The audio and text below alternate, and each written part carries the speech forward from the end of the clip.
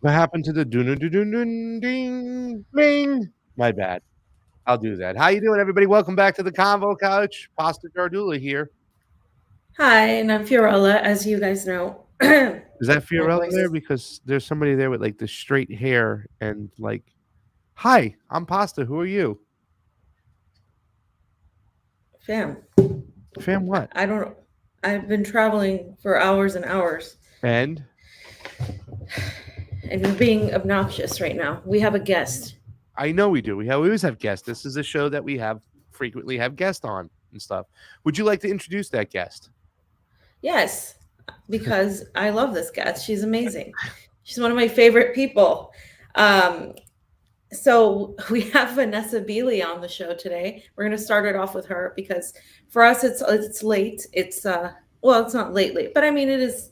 It's nighttime for us here. Welcome, Vanessa Beeley. Hi. I'm amazed that you're still going. I'm amazed that you're still like functioning as a human being. Oh, I do it all the time. Don't worry about it. Oh, you're talking about Faith. My bad. Sorry. Hey, wow. No, How you're could you still be fine. going? Uh, Yeah. in, Well, a propagandist has got to do their job, right? So. well, yeah, especially a Russian one.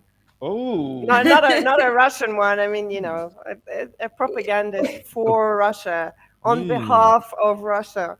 Well, it's not where you got the job. It's when you took the job, fam. You know what I'm saying? Like, things just started in February. That's the important. It's the timing. It's always in the timing. Yeah. Well, Vanessa, we could talk for hours, but there's a lot going on. Obviously, we're going to talk about Russia, Ukraine, and the media's duplicity and how they present this information. And also, I wanted to talk to you about the whole anti-war. So I'm going to equate Russia with the United States, which is like a very reductionist, as you mentioned. But I want to start off with the recent attacks in Damascus, as you are in Syria, and it's largely been your area of expertise, and you're the person I think of when it comes to this. So, could you give us a little rundown as to what happened? Pasta, I put it in the folder. There's a video that she tweeted out, but Vanessa, why don't you start? Well, basically yesterday at around 6:30 a.m., literally 10 minutes away from me, in an area where I go almost every day to go shopping, there was a military bus. So this bus will have been parked in military headquarters. And in the morning, it brings, at this point, it was bringing, I think it was 36 Syrian army soldiers back to their families. For a few days leave and R&R. And an IED had been, we think, planted on the bottom of the bus. And as they entered Sabura, which, as I say, is literally 10 minutes in a straight line from me, the bus exploded and was engulfed in flames. 18 soldiers killed, and another 27 seriously injured, rushed to hospital. So, and there isn't a single report anywhere in Western media, not one. Why? Because Syrians don't matter anymore. They never mattered anyway, right? But these would have been the wrong Syrians anyway, because they're Syrian Arab Army. But my argument has always been, the Syrian Arab Army is the Syrian people. It's an army of conscripts. So these kids are just ordinary Syrians. So now there's 18 families in mourning. There's 27 young men in hospital with varying degrees of injury, but most of them pretty serious, some of them even life-threatening. But this isn't mentioned, and this isn't the only one. I mean, the same thing happened back in July in central Damascus. Another bus was blown up, basically at the President's Bridge, which in the morning is one of the busiest places in Damascus. There's kids going to school from there because it's like the hub for all the service and the taxis and the buses and Pullmans and so on, to pick people up and take them to their various places of work or study. is this did this come at the heels of a certain vote in which Syria had made just recently? Because I'm holding right now. I don't know if you know this, Vanessa. I'm a newspaper guy, and I love to deconstruct what's going on with the propaganda of the mainstream media. And this is today's paper: Ukraine gets air defense help. We played Mark Milley pretty much pouring it on with gravy, the whole Lindsey Graham speech that we have 50 countries that are in a line to support what's going on and continue to support this war. Meanwhile, we've had Joint Chief of Staffs going, hey, man, we need to stop with this nuclear talk. This is getting out of line. But it doesn't matter. And I believe Syria had a say or a vote in what was going on. And could this be a message to them, to Assad? Don't step out of line because we'll bomb your buses and your people? I mean, Syria has been under attack for the last 11 years. For sure, this war is related, as were all the other previous CIA interventions and interferences, CIA and MI6, very much related to Syria's relationship with Russia. So I wouldn't say it was this specifically, but I would say that Syria's alliance and loyalty to Russia, which has always been a thorn in the side of particularly the UK and the US, is the reason that the attacks are continuing, and that countries like Israel, like the US in the northeast, and the UK, of course, they're kind of covertly in the northeast funding the holding camps for ISIS, etc. So, I don't think you can zero in and say it's related to one particular aspect of the relationship between Russia and Syria. But whatever goes on in Syria that is a direct attack against the government, the president, or the army is directly related to that relationship with Russia, and particularly now that things are escalating to such an extent in Ukraine. Well, you mentioned that you rarely talk about, Russia, Ukraine without seeing the parallels that happen with Syria.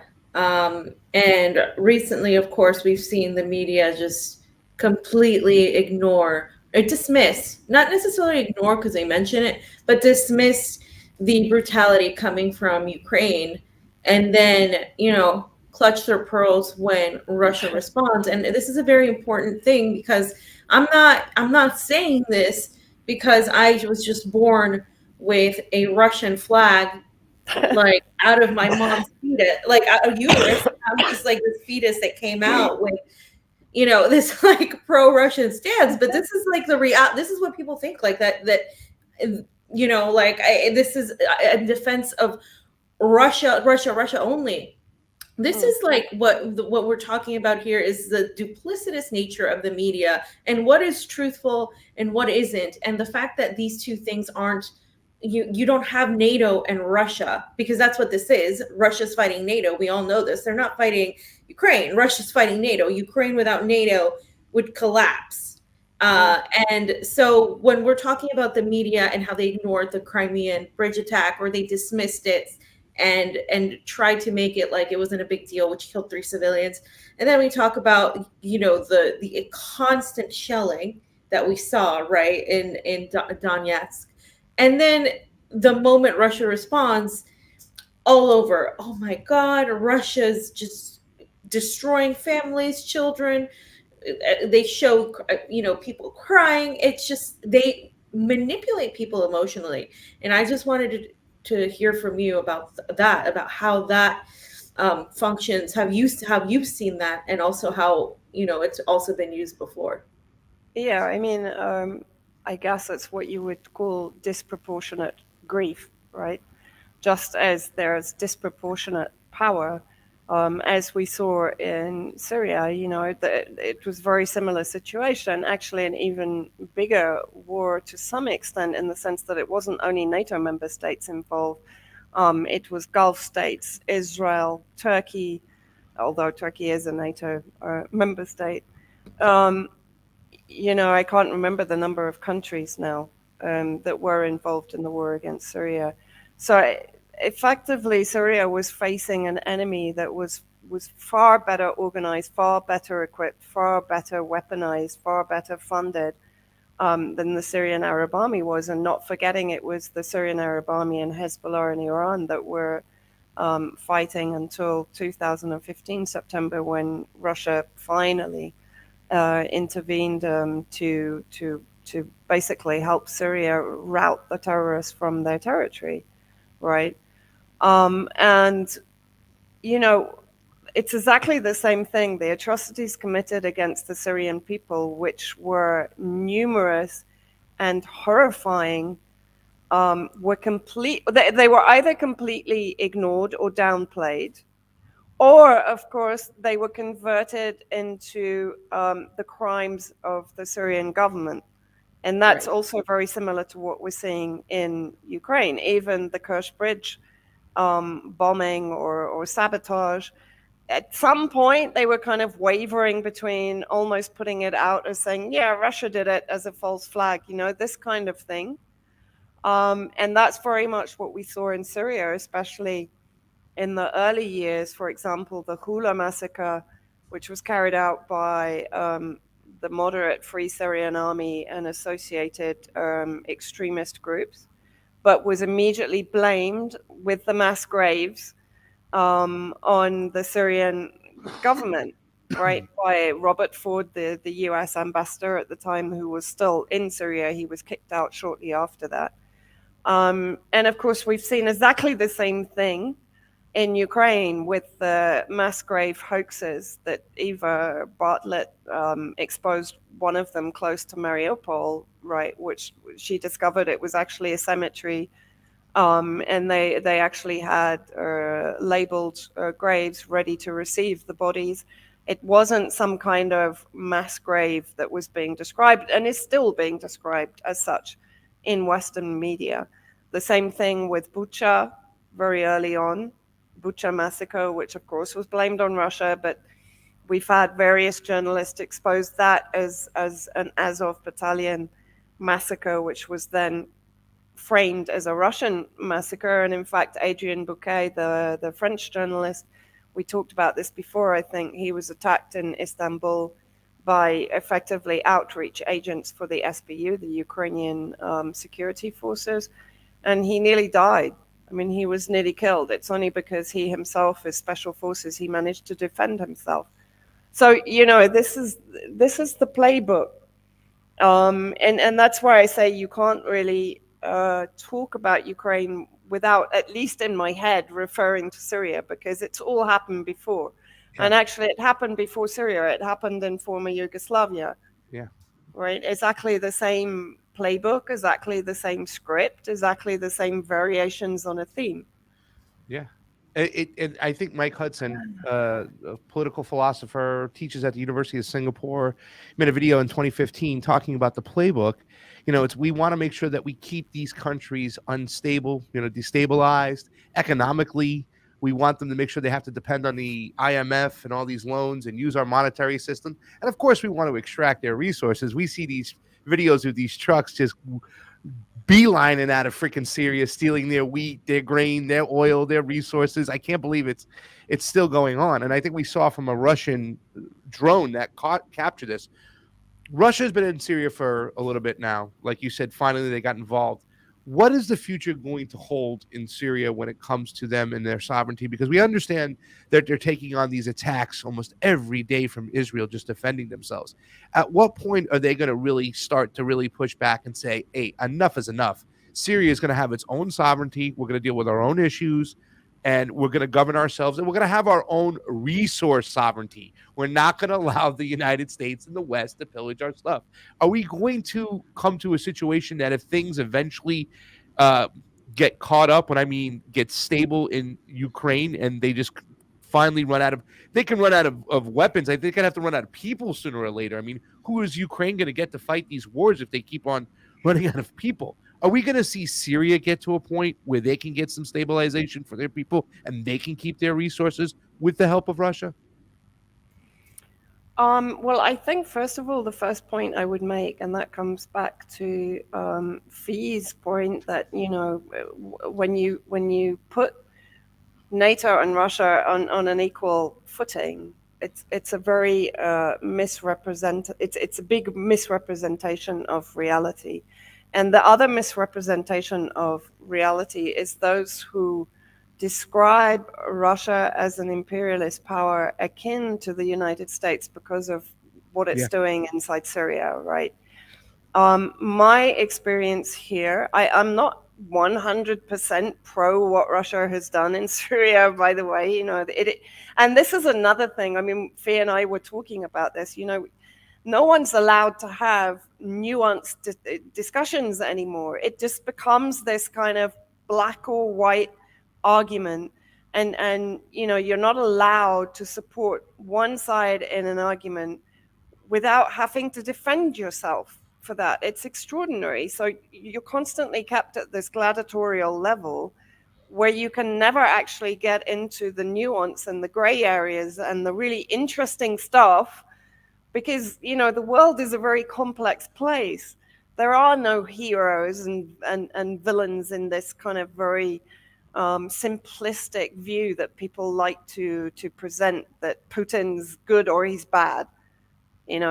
It can't Yeah. be that he can have aspects of his governance that are shitty and aspects of his governance that are very good, and that on balance the good outweighs the bad, right? Yeah. I mean, this is human reality. So why are we trying to reduce it down to these ridiculous kind of accusatory framing that actually prevents any real discussion about what's going on? Yeah. But coming back to the point about Syria, yes, there are things that I will criticize about, and I've done it publicly, and I've published articles at RT that are actually critical of Russia's role in some aspects of the management of the war in Syria.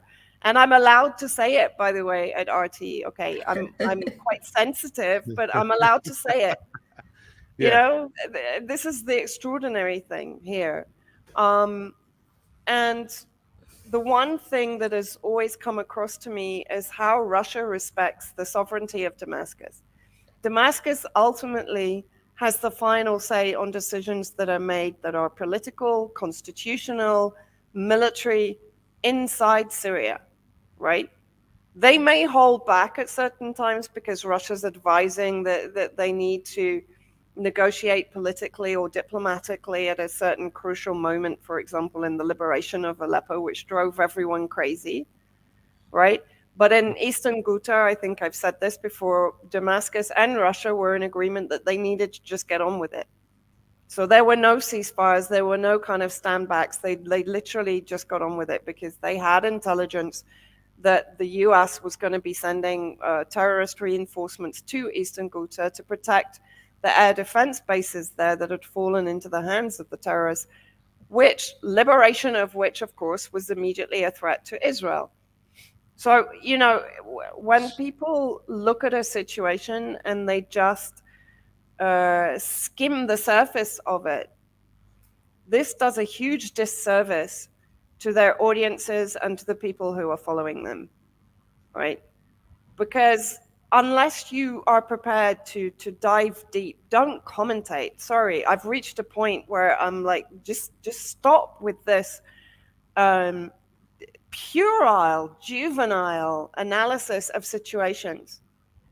Yeah. Because the world is really not like that. It's a shitty place, and it's a very complicated place, and no one is perfect. No single ideology or policy or government or leader is perfect.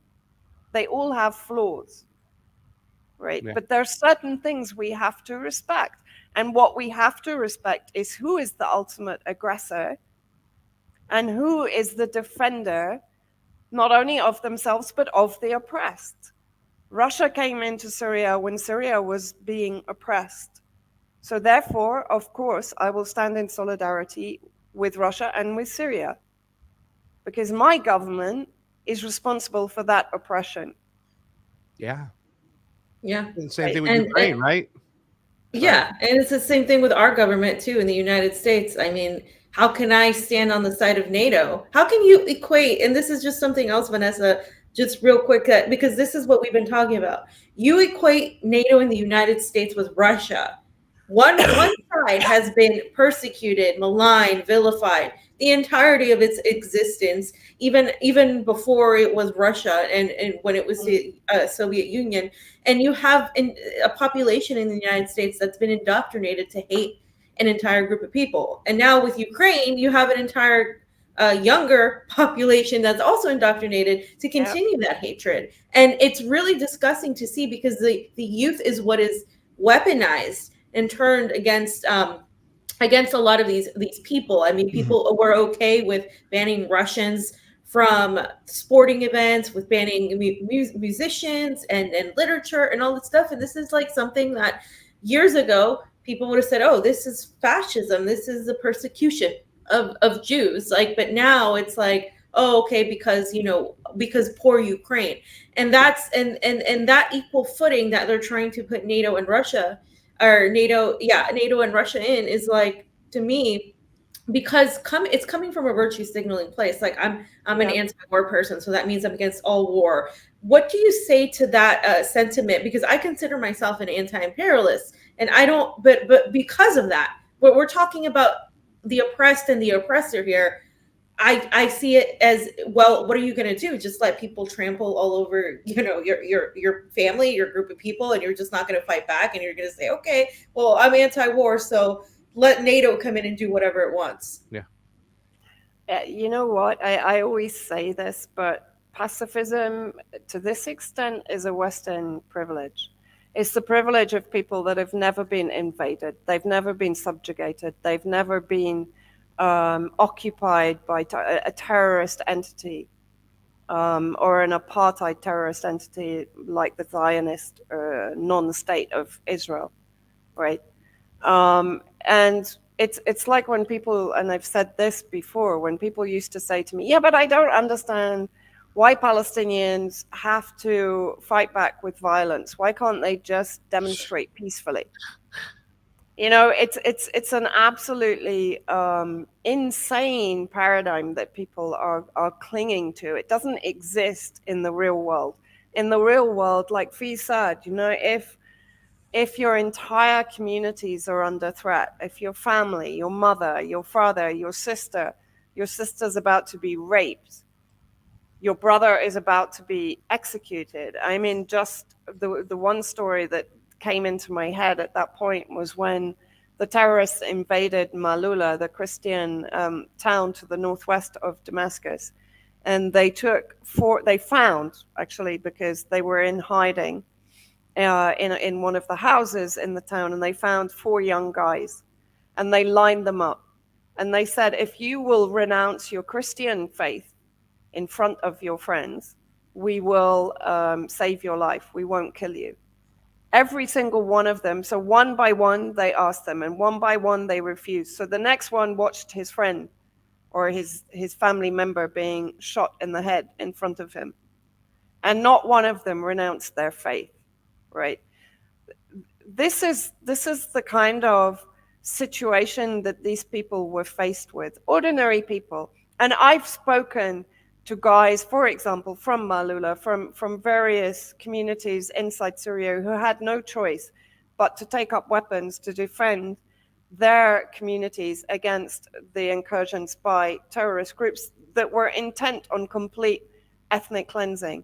And all of those people have told me, the first time that you kill someone, it's like this weird moment where you have the gun in your hand, the guy's attacking you, and you hesitate for a nanosecond because this isn't in your nature to kill. But you have no choice. At that second, you realize, if I don't do it, I'm dead, right? So these are not people that get up in the morning and want to go out and kill people, right? These are people who are forced into a position of having to use violence to counter disproportionate violence. It's not a choice, it's an obligation to resist, right? And this is what people in the West they don't have any, and I'm not blaming them, but they don't have any empathy with it, because when was the last time Britain was invaded? We're talking Second World War, that France was occupied, right? So it's this generation doesn't have any understanding of what it means to really defend your country, your family, your life, and your existence as a human being. They don't understand it. Yeah. Right.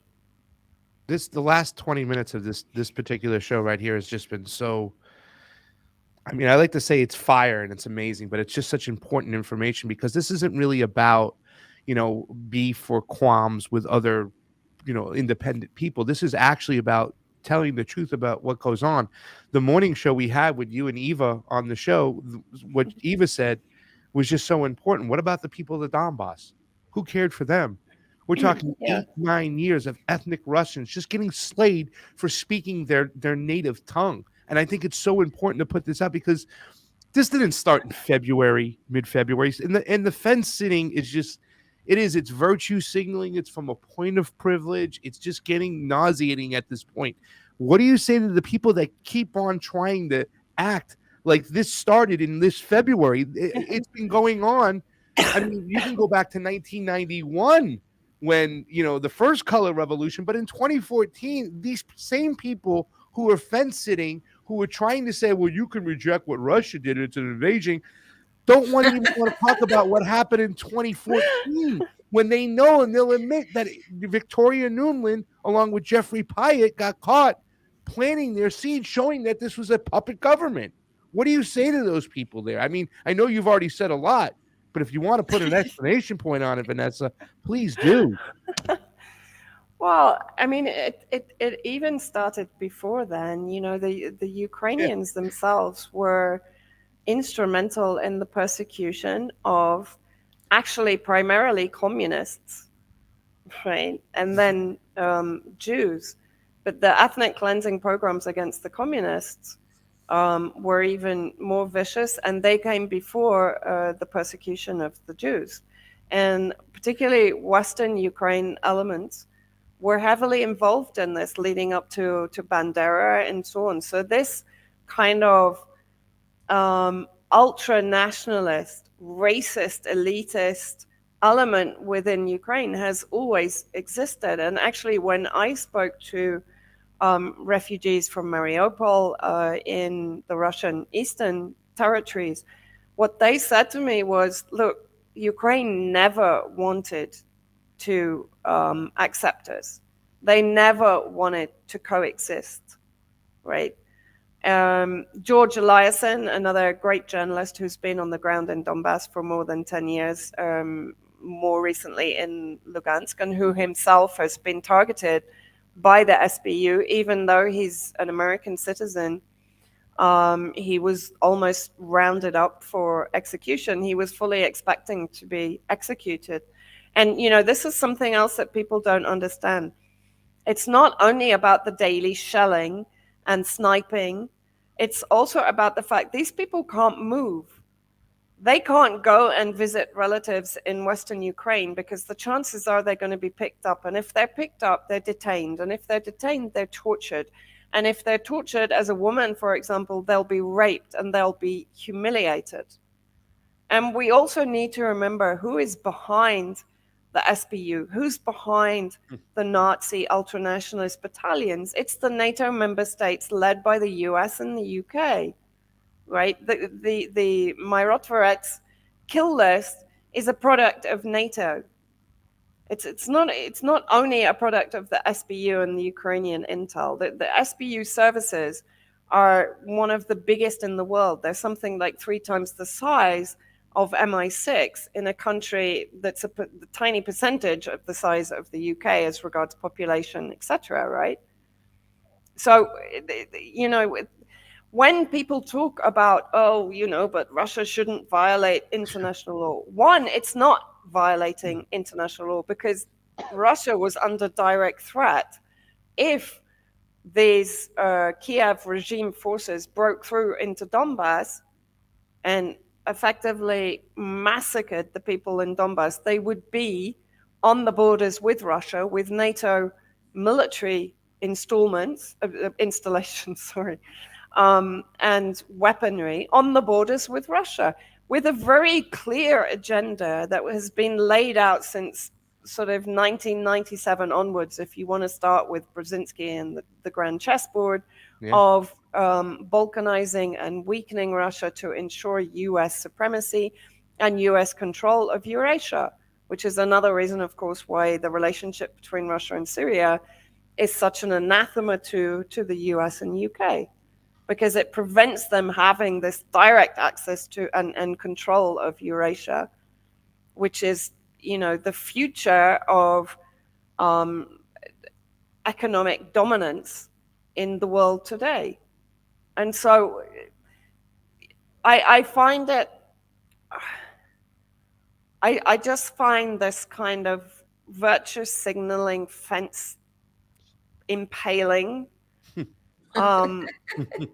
just really distasteful, to be honest, because it doesn't encompass what we are doing in the West, right? We're now empowering, arming, funding, equipping Nazis. Yeah. Like, I don't understand why people are not, you know, more horrified by this. We've normalized terrorism. We've normalized Al-Qaeda in Syria. You know, when they carry out suicide bomb attacks, or when they massacre an entire village like they did in Zara and Nubal near Aleppo in 2016, the US still refuses to designate Aral Sham, who was responsible for those massacres, as a terrorist organization, right? But Russia carries out one strike on Kiev, it's immediately, you know, it's designated a terrorist organization. They are the Nazis. And these people who kind of sit on the fence and do the whole, well, yeah, but I don't support war, and I don't support Russia's military intervention, and blah, blah, blah. Bullshit. So what are you going to do? You're going to say that to the Syrian Arab Army? Yeah. The Syrian Arab Army shouldn't have defended itself against terrorism. If the Syrian Arab Army didn't defend itself against terrorism, you'd have it from the Euphrates to the Thames. You would have terrorism in the West. Yeah. I do feed, if you want, I wanted to play this quick clip because what Vanessa was laying out, Mike Hudson had just talked about in 2015. This clip is resurfacing. Can I play that really quick? Or do you have a follow-up? Yeah, sure. Okay. Sure. No. Yeah, go ahead. This is, once again, this is the playbook. This is what we've always done. The fence sitting just drives me crazy. I'm going to mute us up, guys. Vanessa Beeley is here with the Convo Couch. Do us a favor. Hit the like button. Hit the share button. Check this out. Brzezinski was the strategist for Jimmy Carter and convinced Jimmy Carter to say, look, the Russians are dominating Afghanistan with a civilian secular government. Let's create a new organization. Let's create Al-Qaeda. Let's back Osama bin Laden and give his supporters weapons to begin fighting the Russians. And we can pull a coup d'etat there. And the Russians will fight back. And then we'll say the Russians invaded. And it worked. Saudi Arabia made a deal with America that they would push the Wahhabi extremists, the Al-Qaeda, the most right-wing wing of the Islamic parties, and it worked. Essentially, Al-Qaeda is a contract army for the United States. Well, the same thing was happening in Russia. What Brzezinski wrote was that America's faced with a possibility of not being able to rule the world unilaterally. And that would be a disaster for democracy. That we can't let any country's economic ability to be self-sufficient means potential military power. And in order to prevent any country from threatening America militarily, you have to prevent it from developing economically. The American nightmare, Brzezinski wrote, was that Russia would get together with Germany and with Western Europe, creating Russian raw materials, German industry, and somehow, finally, Russia would become westernized.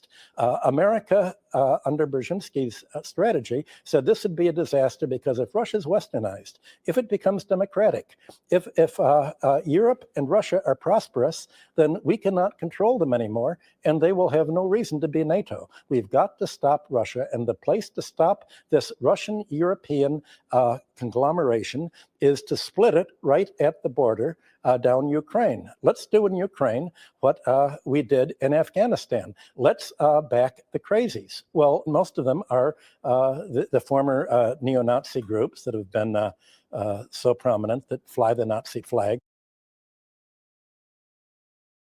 And there you have it. It's the same playbook, Vanessa. Let's back the crazies, and then everything will be all right because they'll serve our interest, and so be it.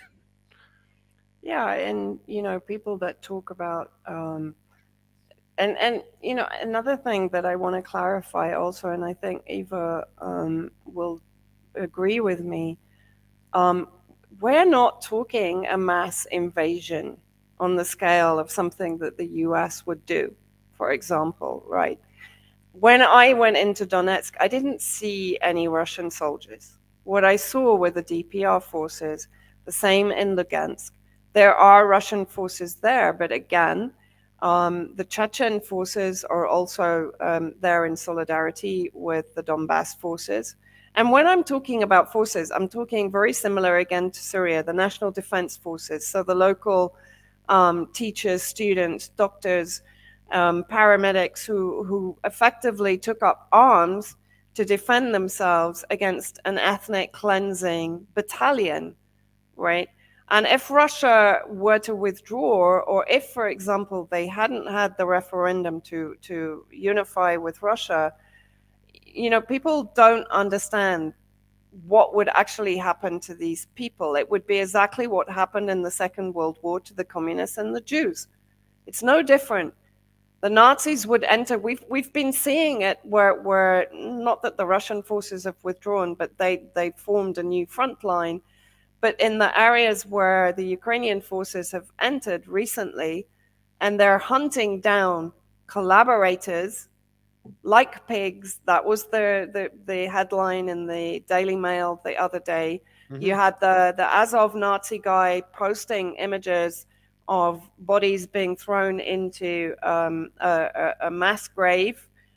He then changed the wording of his post to try and say that they found it on occupiers' phones, so on Russian phones, but the metadata shows that actually this was all going on long after the Russians had left this area.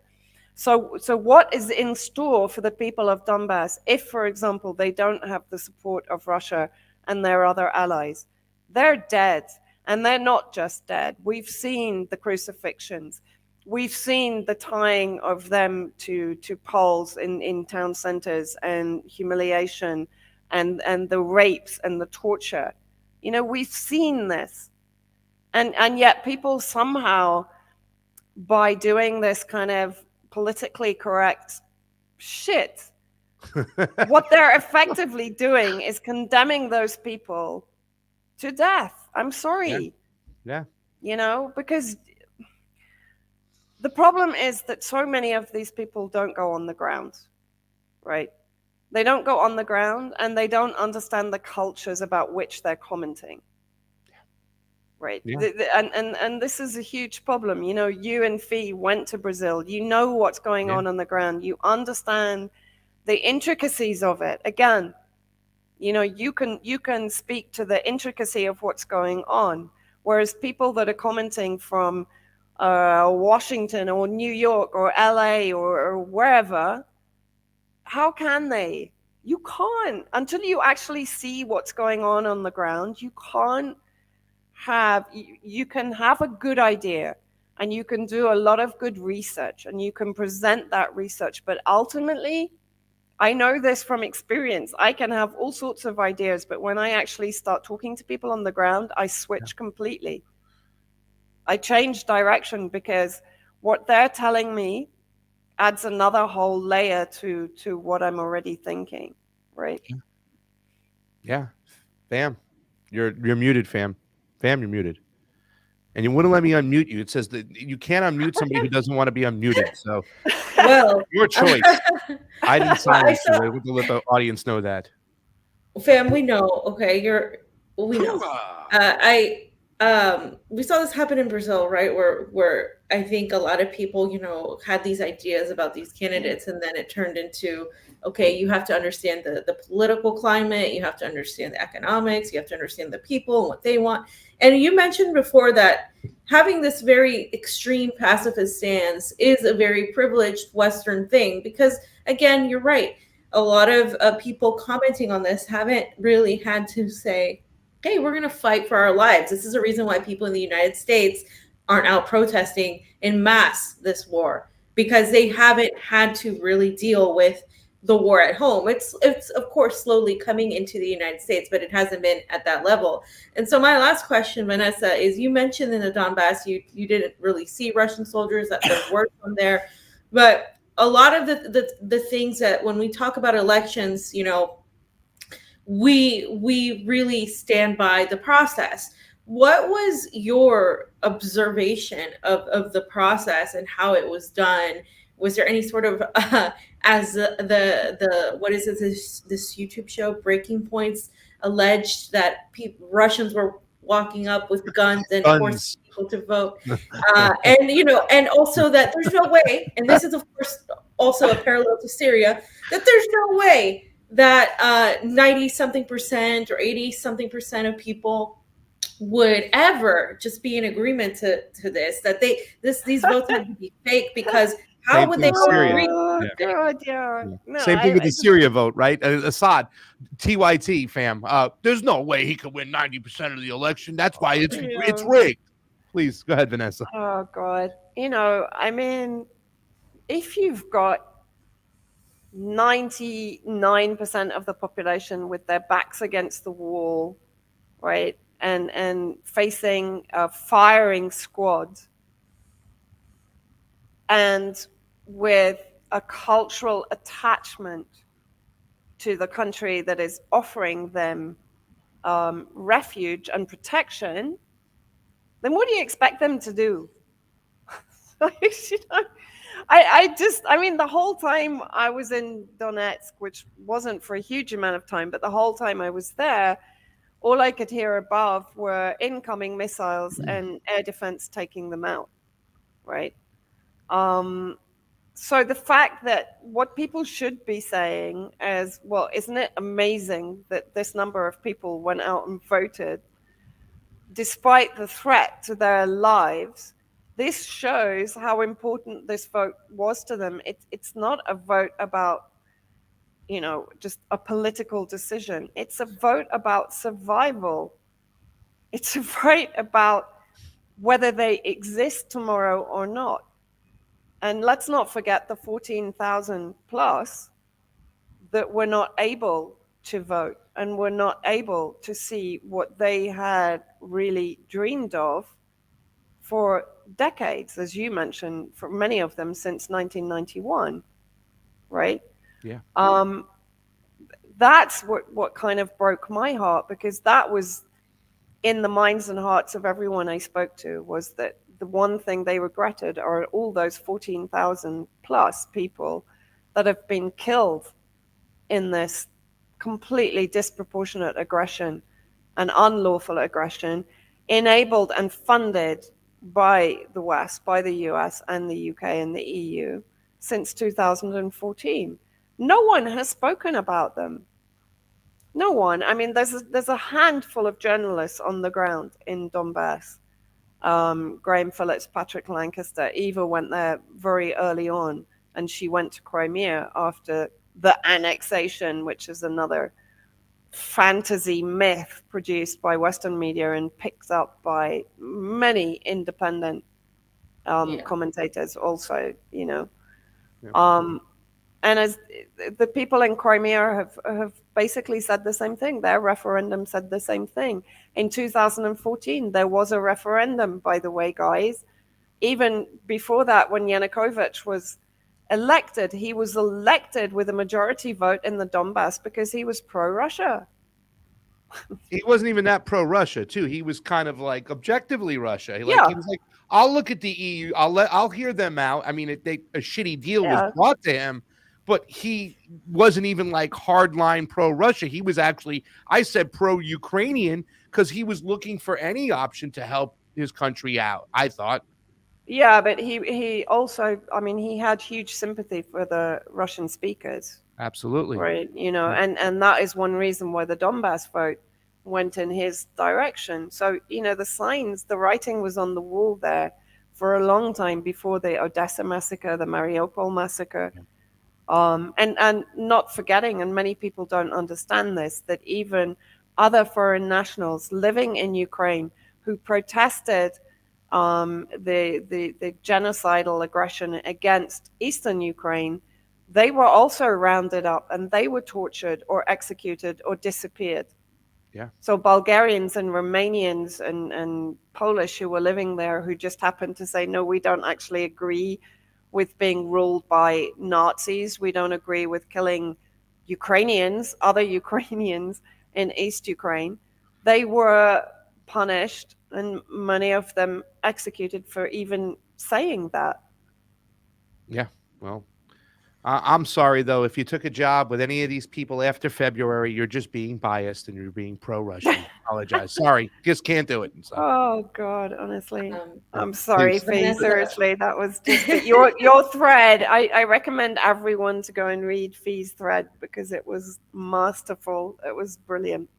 Yeah. You know what? It's been like, I felt like you've been by our side. I even had a tweet in Brazil when we were talking about the fence sitting and actually Russians' reaction. And I hate this. I try to use simple analogies for people. Say one guy standing in the corner, another guy comes over and punches that guy unprovoked for no reason, for his own necessities and nothing to do with the other person. And that guy punches back to defend himself. Are you going to yell back at the guy punching back to defend himself? I mean, I'm trying to keep it simple, stupid. For these people to understand because they're so asinine to say the things that are coming out of their mouth. It's just, and I keep repeating what Eva said. Why don't the people of Donbass, why don't they have a right to live? These are people who are living in their basements, eating pickled vegetables because their children couldn't go to school and the sirens were sounding. As soon as 2014 happened, that's the reality of their lives. They have a right to live. They have a right to exist. Fam, you got anything else for Mrs. Beeley? No, let's let Vanessa go. Thank you so much for your insight. And I really wanted to talk to you after you went to the Donbass and the referendum. So I'm glad I got to have a chat with you as well. Can you leave us with what you experienced? Because to me, it happened in Honduras. I was right next to Fam, and I almost broke out into a cry when they were having public counting in the Donbass. Can you tell us about how you felt in that experience? Because you get to witness what it means. We were witnessing people in Honduras having a chance to get rid of a narco government that had put the boot of the American empire on their throats, and you can just feel it and sense it. What was that like in the Donbass? I've told this story. It feels like 100 times now, but it's gonna be etched in my memory forever, I think. In Donetsk, in the kind of counting house where they were counting the ballots after the vote, and the sense of euphoria in the room was just, and these were just ordinary ladies that had formed the electoral committee.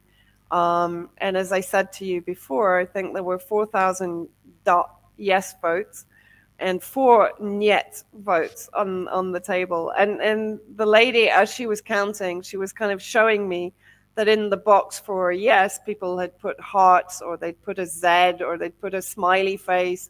And she was, the sense of excitement.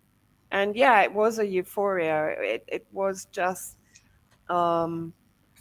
everyone I spoke to, it was like, what are you talking about? This is a foregone conclusion. We're just going through the formality of the vote to kind of appease people in the West, really, and to make it official. But we consider ourselves Russian. Russia is the motherland and it's protecting its children. That's how they described it that strongly. Yeah. So, it's again, it's something that you have to see. It's like in, when was it? May 2021, when they had the election here. You had to be in Syria, but even some people who were in Syria still kind of walked away with a very odd impression of what was going on. But what was that election about? It wasn't even about, the huge percentage was not about re-electing President Assad. I mean, there was never any question about that. What it was a big fuck you to the West. Yeah, absolutely. We've survived 11 years of your destabilization, your terrorist invasion and occupation, and we still have our sovereignty and our self-determination, and we're showing you what we think of you. And that was completely misinterpreted by everyone in the West. It was all this focus on, no, he can't have won this percentage. Yeah. It's not about that, dudes. It's about how much they hate you. Yeah. That's what that comes down to. They hate you 99%. Yes. Get used to it. Yes. And I think somebody should tell Crystal and Sagar that once you hold somebody by gunpoint to go vote, it's very hard for them to put a heart or a smiley face in that. Yeah, exactly. Oh, Vanessa, the gun thing was just ridiculous. Can I just say that? That was the most stupid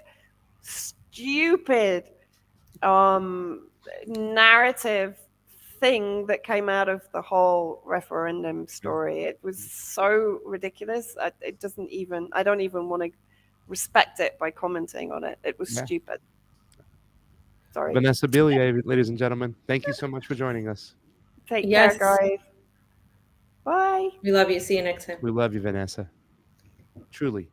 That's why she's my mom's favorite guest fan, Vanessa Beeley.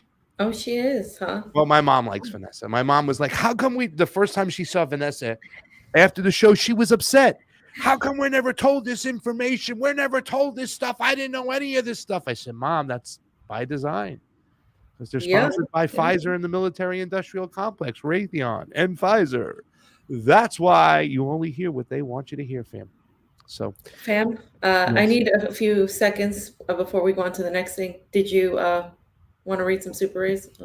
I'll be right back. Let me get up the Super Rays here because I don't even have them. Go ahead, fam. I'm going to move you off the screen for just 2 seconds, and you go handle that stuff. When you come back, we'll get you going. Ladies and gentlemen, thank you so much for joining us. The Convo Couch today, Vanessa Beeley. I didn't even change my thing over here. Damn, I wish I would have. But AM Wake Up was this morning. We're now rocking the Convo Couch. You can see the logo up there, right there. There's the Convo Couch right there. You guys know what you want to do. Guys, we're still recovering from the whole Brazil trip. So if you got a few extra dollars and you can send to givesendgo.com/theconvocouch, Brazil with a Z. Thank you so much. So let me read these Super Rays. AREM, thank you for the Super Ray contribution. That is amazing. It is always appreciated on the couch. Have the best weekend. You are the best. Listen, guys, we've been doing this for quite some time. As you know, we've been demonetized on YouTube. Right now, they even get the wrong they're doing the stupid things with the thumbnails. We can't even get that straight. So this is our free speech platform over on Rockfin. It's also a platform in which there is no advertising. So it does mean a lot when you guys get to throw your hat in the ring and help us out. We do greatly appreciate it. So please, if you can help out, throw a Rockfin, throw a Super Ray up there. We'll get it. We'll use it. You know what we do. It was so awesome to hear Vanessa talk about when you go on the ground, the perspective you got. I'm going to go into a room on October 29th. That's why I'm not going to the second round. I already committed to going to speaking at an election integrity event.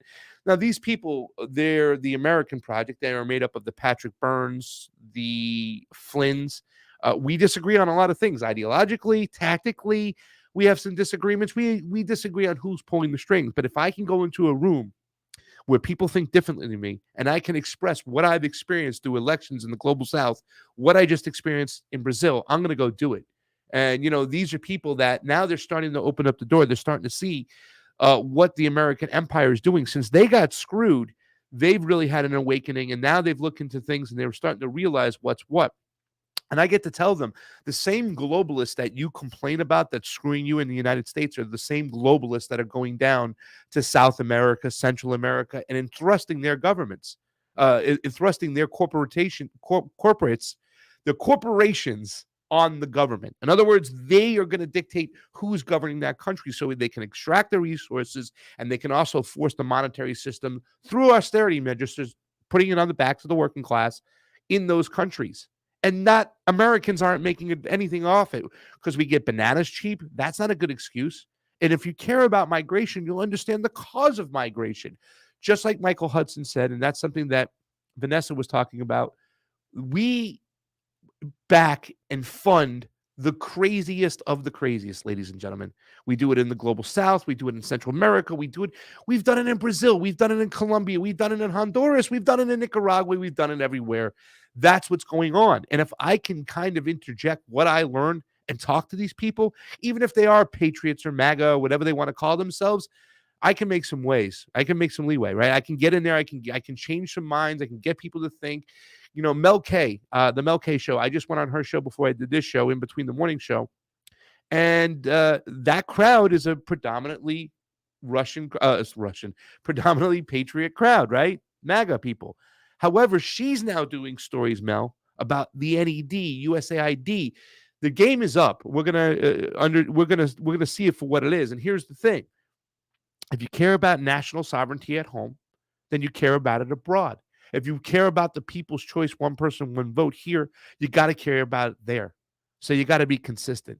And there's some big times and big moves we're making over here. We also have a Super 8 contribution, some Severi Vertinen. Thank you so much for the Super 8 contribution. It is always appreciated on the couch. If I am going to hear one more time that Brazilian election you attended was rigged, which I hear about a lot, and how Bolsonaro is anti-establishment, good for the country and MAGA communist, and that Lula is a corrupt WEF and CIA op, etc., I'm going to lose my effing mind.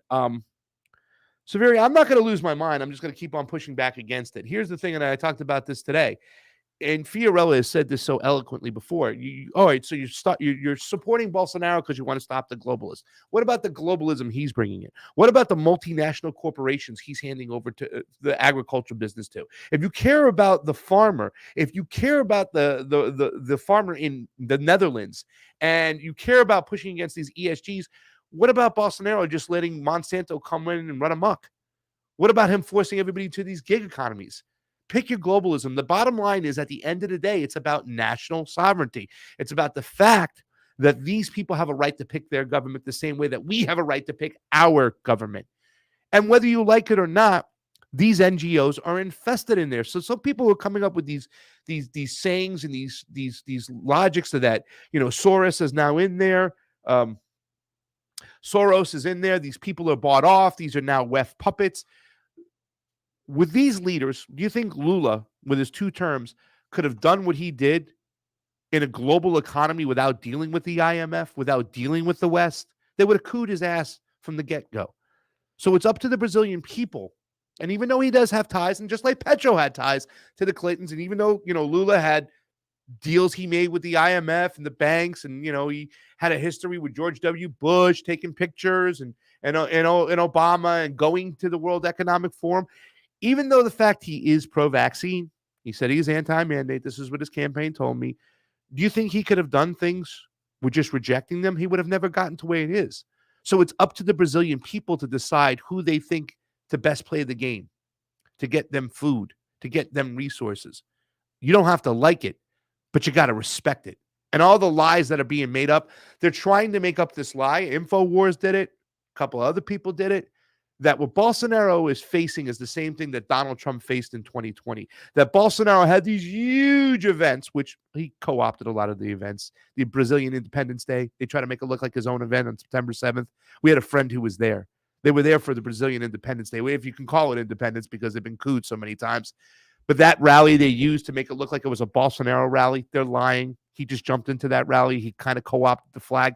Like I said, it's different. It's nuanced, the intricacies. When you go on the ground in Brazil, things are different than when you just read something off a QAnon board. Trust the plan, please.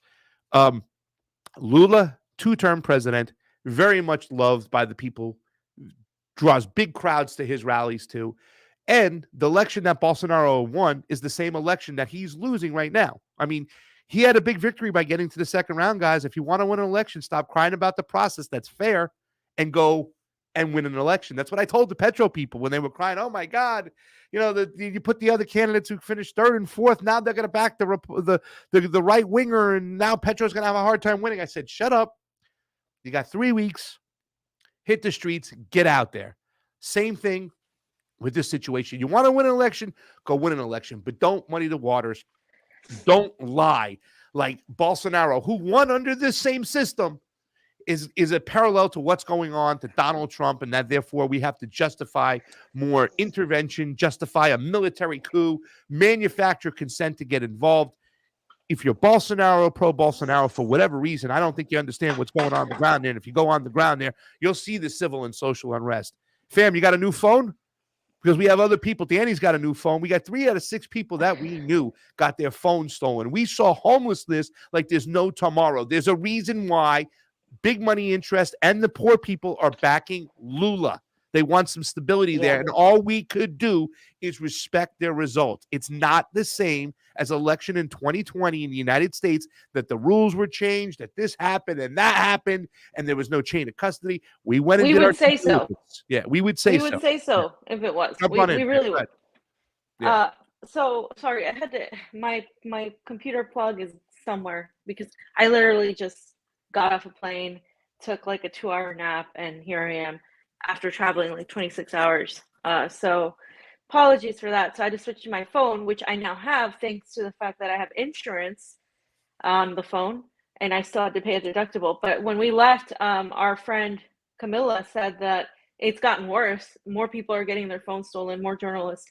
So again, what Pasta was saying about, Bolsonaro, and to a greater point, what Vanessa was saying, how you can't, it really changes your perspective on a lot of things when you cover things on the ground. It's not that I'm not critical of Lula or haven't been critical of Gustavo Petro.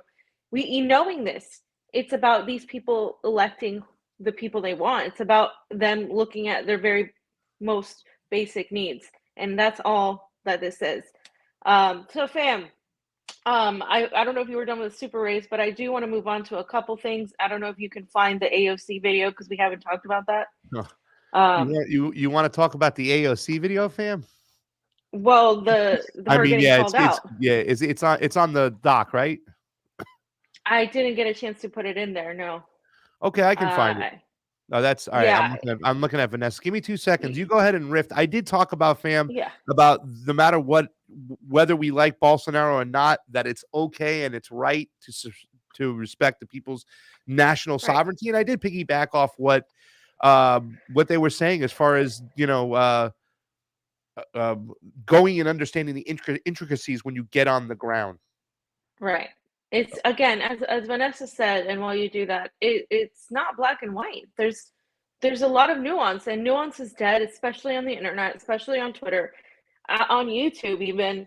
It's like it really gets you more clicks if you take like this stance of, oh, this person went to a WEF, so they're all part of it, and it's everything. It's just so you need to understand not just the political aspects of it and the fact that some of these politicians go to these meetings. It's why they go. Do they even know what they represent? Do they even have the full picture? You're talking about developing nations in the global south. You're talking about people who may not have the awareness to really understand that because they're too busy trying to not live out in a favela where they don't have electricity and power, most of them.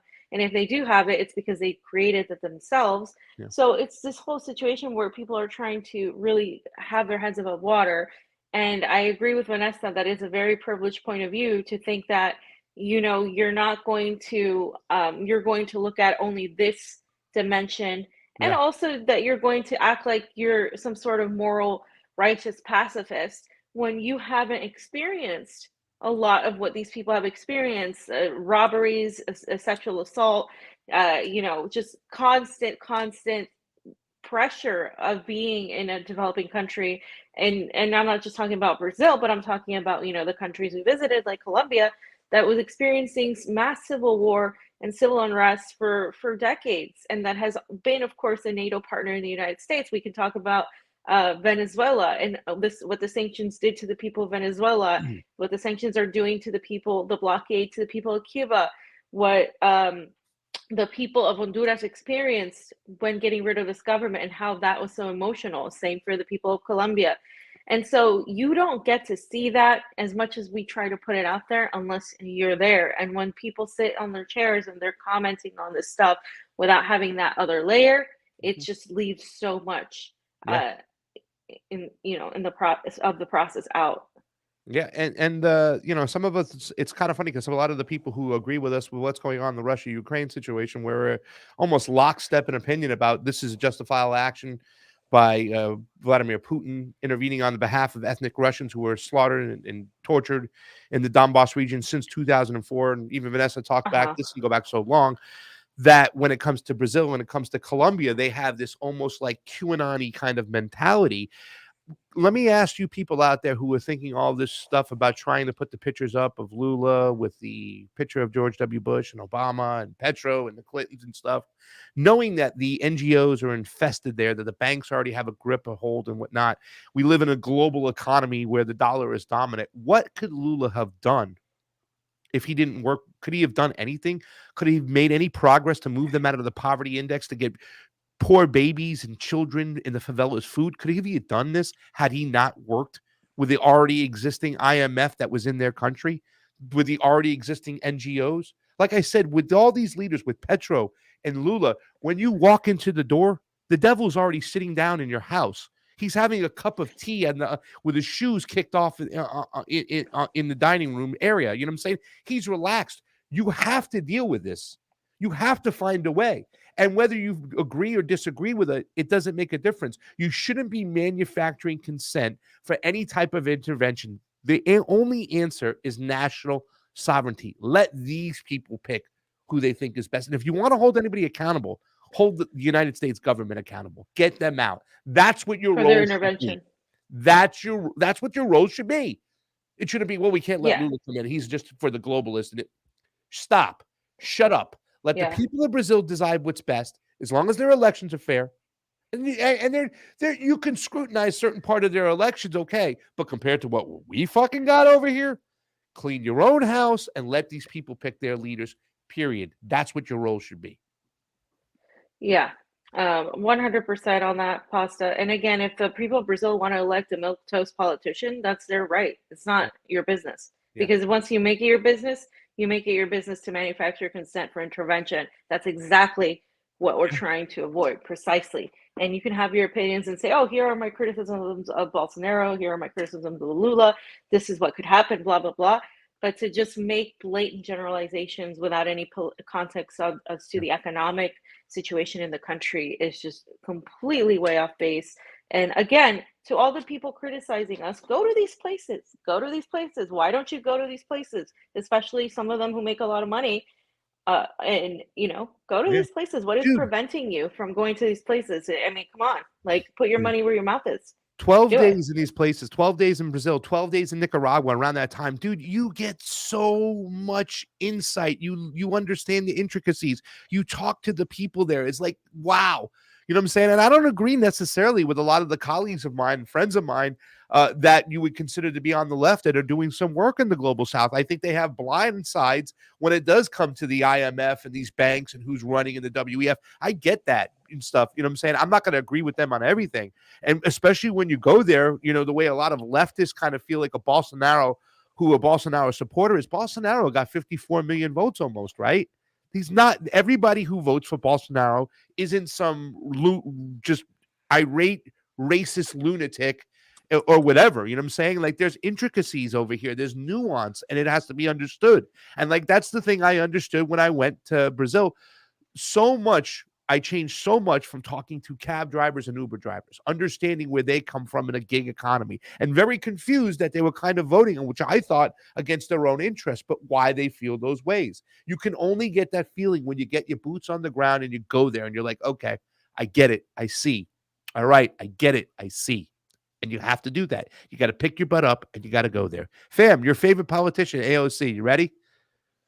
Yeah, so I was just saying, like, I can't believe we actually did a fundraiser and had breakfast with You her, and said you took that. a selfie with her. I was just, I mean, guys, and I say that because if there's going to be a picture with Pasta and AOC, there's a picture with me and an AOC in a group of people. That doesn't mean that I'm compromised because I took a picture with fucking AOC. That was years ago, and it wasn't that long ago, but it was long enough ago for us to have changed our views on her, because once people stray from something, and if you have any sort of consistency, you're like, okay, wait a minute, she's, this isn't good. And we immediately called her out on a lot of stuff, and there were people who were suspect of her even before that. But we gave her a chance, and then once she started, going downhill on her foreign policy, because foreign policy is how I judge a politician. Yeah, domestic policy, anybody can talk out of their ass. When we're talking about foreign policy and U.S. interventionism, and you're talking about the double standards of AOC crying about kids in cages, which, by the way, where are those kids? She hasn't really talked about them. And then talking about white supremacy with the Republicans because of the January 6th riots. And then she goes on and does this shit, where not only is she dismissing this guy, saying he was rude and whatever, but then later on she's like, Exploited a the most handicapped shocking person. thing, and you can show that tweet after, but it's just, she's weaponizes emotion, weaponizes these virtue signaling talking points to avoid answering for the very, very fair criticism that every single person should be doing. Just so many politicians. We need more of this action. And this is very tame compared to what they do to people like Juan Guaido in Venezuela. This is very tame compared to what, politicians in the global South get, but it's a start. So let's go ahead and play the video. You got it. Then I'm going to mute us up. Here we are, Combo Couch. Hit the like and the share, everybody. Congresswoman, none of this matters unless there's a nuclear war, which you voted to send arms and weapons to Ukraine. Tulsi Gabbard, she's left the Democratic Party because there are funding war hawks. Okay, you originally voted, you ran as an outsider, yet you've been voting to start this war in Ukraine. You're voting to start a thermonuclear war with Russia and China. Why are you playing with the lives of American citizens? You're playing with our lives. There will be no neighbors if there's a nuclear bomb. You voted to mobilize and send money to Ukrainian Nazis. You're a coward. You're a progressive socialist. Where are you against the war mobilization? He's telling the right truth. You have done nothing. Tulsi Gabbard has shown guts where you've shown cowardice. I believed in you, and you became the very thing you sought to fight against. That's what you've become. You are the establishment, and you are the reason why everybody will end up in a nuclear war unless you choose to stand up right now and denounce the Democratic Party. Will you do that? Yes or no? Okay, simple. Are you going to stop nuclear war? Yes or no? There is no line, because this is bullshit. None of this matters if we're all dead. None of it. You know that. Then let's take it up right now, because this is the only thing that matters. This is the only thing that matters right now. We could be in a nuclear war at any minute, and you continue to fund it. That's what's going on. Why not right now? You're the liar here. Nobody has held you accountable. That's what's happening. And it is time for you to stand up and realize that what you've been saying has been lies. Let your conscience come through for once.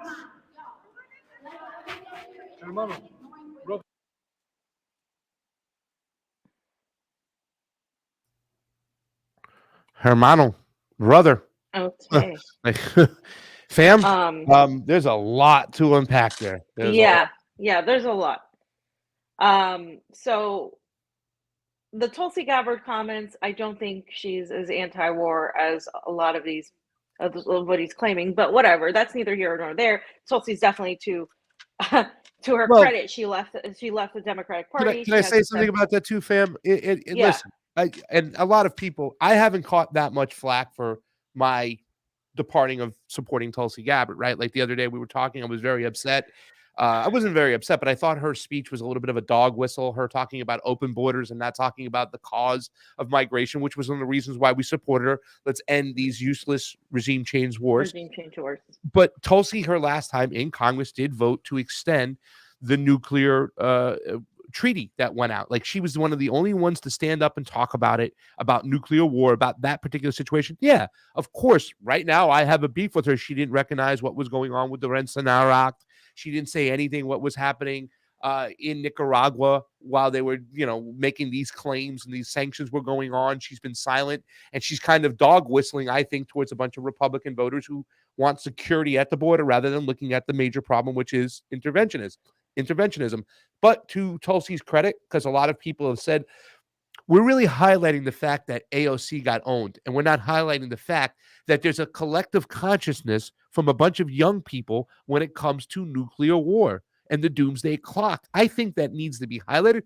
I didn't think this was a endorsement of Tulsi more than it was of let's recognize the issue, the elephant in the room, in which the kids said, we can all be gone in a second if there's a nuclear war.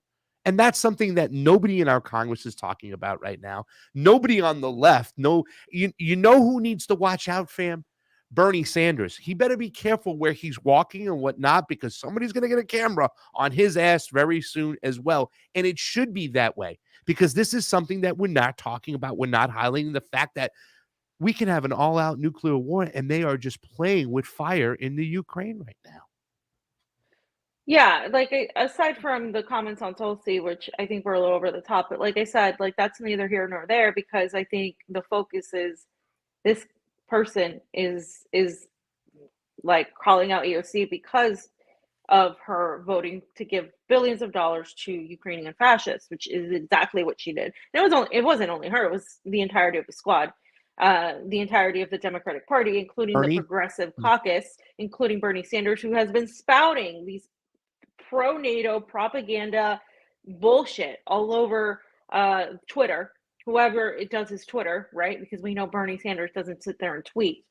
So it's just been very much like, oh my God, Russia needs to pay for what it's done to Ukraine. It's completely ignoring everything we just talked about with Vanessa. But it's this idea of calling out a politician shouldn't be this rare, right? It shouldn't be something that, oh my God, somebody actually called out AOC. It should be something that's done all the time. This should be something that happens all the time, especially when this politician, and this is why it's more impactful to us and to a lot of people, literally, as he said, you have become everything that you stood against. She was supposed to be a progressive, democratic, socialist, as much as that could be in the United States, and she was supposed to be that, and she has done nothing but completely just bootlick the entirety of Nancy Pelosi's Democratic Party. And she hasn't really marked herself as being much different at all, besides the virtue signaling and the tweeting she does, as do the rest of the squad. There has been no difference, and a lot of people tend to dismiss foreign policy, but this is exactly the thing we need for people to understand, that foreign policy is our domestic policy. And she said that. She took that from Tulsi Gabbard in one of the she did rallies at the Venice rally. She used Venice. It. I was like, what? Yeah. And we know this because we followed AOC for a long time, guys. We were not, we literally did. And we were there at the rally with Bernie Sanders and AOC, and she spoke and she said this. So if our foreign policy is our domestic policy, why are we funding white supremacy, AOC, the thing that you love to talk about the most in the Donbass, yet she cries about it here and calls every Trump supporter a white supremacist, and then sends a bunch of her minions to attack anybody that criticizes her. Okay. And so again, this whole thing that got made worse, I don't know if you can find, what do you have up right now? Well, I wanted to put up here because you made a comment on this one too as well, because I don't want to, the fence sitters is who we kind of, confronted some of the fence sitters and stuff like that. But this is also something that came up, and you made a comment on. Mehdi Hassan said, "This is one of the dumbest things I've ever seen. Screaming hysterically about opposing war while praising Tulsi Gabbard, avoiding any mention of Vladimir Putin and blaming. It's embarrassing, fam." Go ahead. Yeah, so what happened was AOC said something. If you scroll, she said, and the worst part is. I get you. There you go. Yeah, you can. Well, because I'm on my phone. I'll read it. It says, and the worst AOC. part, which of course they cut from the clip in quotations, is the fact that they were yelling over a deaf constituent asking a question and continue to do so when I made it clear to them that they were yelling over the person with a disability. I mean, oh my God, fam. And I think you made a comment on that. Let me find it if I can. I did make a comment, but so did Savvy. Can we read Savvy's comment? Okay, let me read Sabby's comment. I'll get to that real quick. Where's her comment? Right here. I can't find it. There it is. It was right there. You were on it before. I know, but it just went away. Damn, it's gone. Oh, okay. Sorry, I lost it. Okay. Well, I basically said that the worst part is that she actually voted to give billions of dollars to Nazis. Yeah. And then she complains about the same thing in the United States about racism and white supremacy. But we're talking about actual Nazis, not some Trump supporter and not some guy with a Confederate flag. We're talking about paramilitary fascists that have killed people for being ethnically Russian. Yeah. Like actual real shit. And she's like, okay. And Mehdi Hassan is a little, he's a little slimy, little mainstream media establishment hack who pretends and poses as a progressive. And that's why that word is ruined.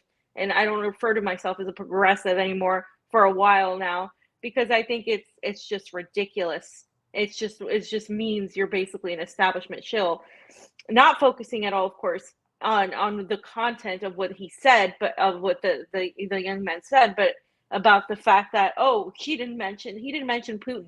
Like, just these talking points, like, you have to mention Putin and what Putin's been doing, this caricature of Putin that they've created in their little freaking heads about how evil Putin is, and he started all this.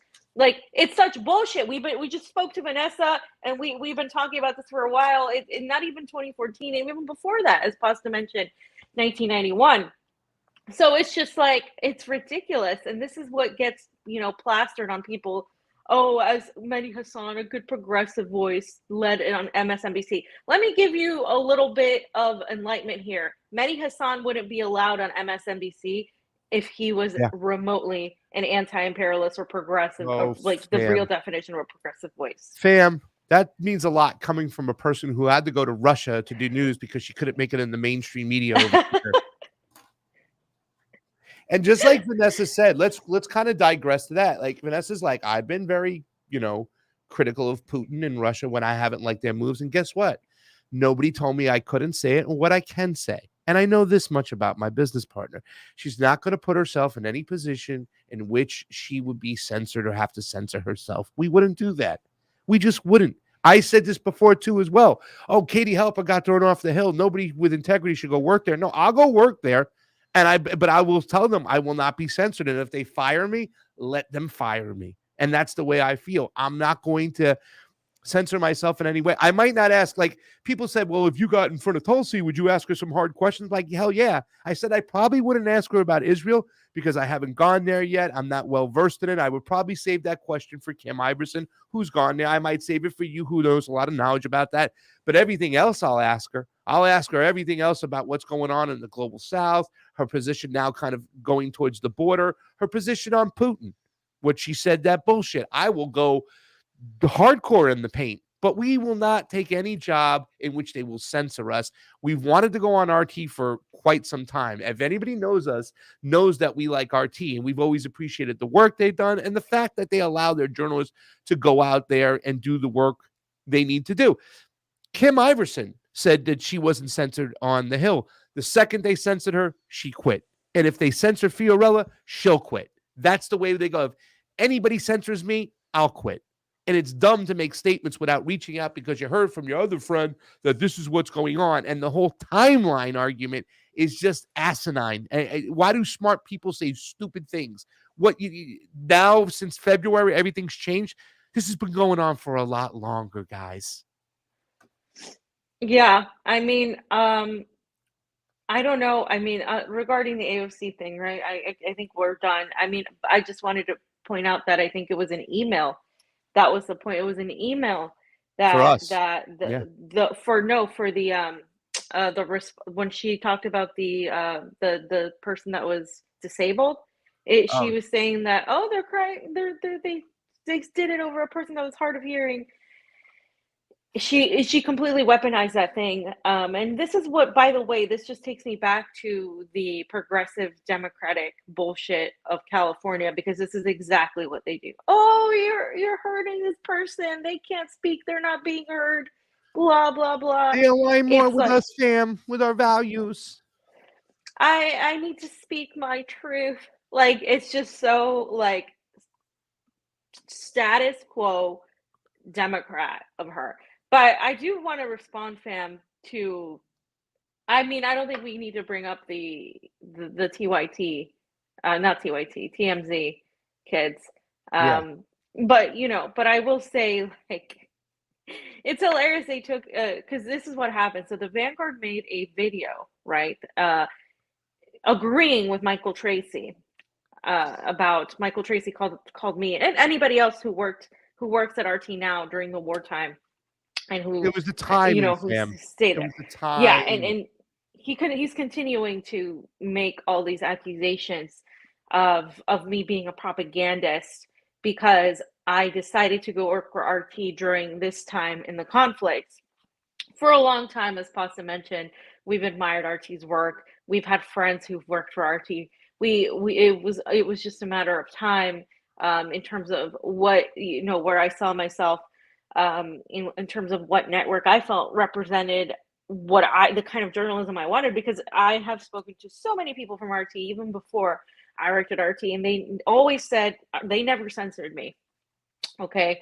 Kayla Muppin, who has a YouTube channel, I think, always had his YouTube channel, always had his activism in his organizations. RT never said anything against that, never did anything against that. There's so many people who have their independent YouTube channels and their independent commentary that they make, that, you know, that they do on their own. Vanessa mentioned she wrote an op-ed being critical of Putin. Wasn't censored at all. I am not being censored at all. There's so much say into what I say. Never been censored. Nico, Never. Nico, come on, it's Nico. No. I mean, Nico Come on, says guys. what's on his mind. This is asinine right now. This is some asinine, stupid shit. Yeah, so saying, I don't know if you want to find the tweet, I have it right here. Okay, so saying things like what he said, just because, you know, during the wartime effort, do you know how many people came up to me and said, hey, you're being really brave by going to Russia right now because, you know, you're going to get so much flack, you're going to get called this and that. And I'm like, listen, it's not brave. It's what people should be doing. One of the things that Vanessa mentioned was going on the ground, right? I want to go to Russia because I wanted to see what really was happening. Because to me, this is the most important situation in right now going on. Because this conflict ties into everything, even our work in Latin America. Like we said, there are close ties between Venezuela, Cuba, Nicaragua, and Russia. Okay, we saw the Russian delegation in Nicaragua at Daniel Ortega's inauguration. We were there. We saw everything that was going on. The Venezuela and Russian ties are very close. What to us, our work in Latin America, we see those ties geopolitically. We see the China thing happening as well with the Belt and Road Initiative and the differences in that. And so I'm like, okay, I want to go to Russia because I want to see what's going on. And I didn't think it was brave. I definitely didn't think it was delusional to go there, because it's like, to me, it's like, why not go to the place you're covering, right? And I think Michael doesn't understand that because he doesn't go anywhere he's covering. He so goes a it's couple just places like, here and there. He once went to cover, you know, Maxine Wanderers giving a speech Not could- the foreign policy aspect of it. Ah. I'm not talking about Democratic I know. He Party doesn't get off bullshit his and ass. falsely rallies and Yeah. like I mean we did that. Oh, we did Yeah. all that as well, and beyond that. And so no, I think if you're gonna talk about, like Vanessa said, about I don't know why he's garnered this reputation for being some sort of interesting voice on Russia Ukraine, that it's you haven't gone there, you haven't done the work. I mean, this is like, we're talking about, you can have an idea and you can do like a great analysis for if you do your research, but it's different going to these places. And so that's one of the reasons why I wanted to come to Moscow, because this is what I've been told about Russia my whole life from the majority of the mainstream and even family members, is that Russia's bad, and that Putin is evil, and that people are in line for bread, and this whole idea of just one little time period in Russia where this happened, right, with the fall of the Soviet Union. And I've always had, and people may not know this, I've always had an affinity for Russia, because my dad also had an affinity for Russia in terms of mathematics, in terms of chess, in terms of literature and film. But it's and now we have opposing political views on this whole situation.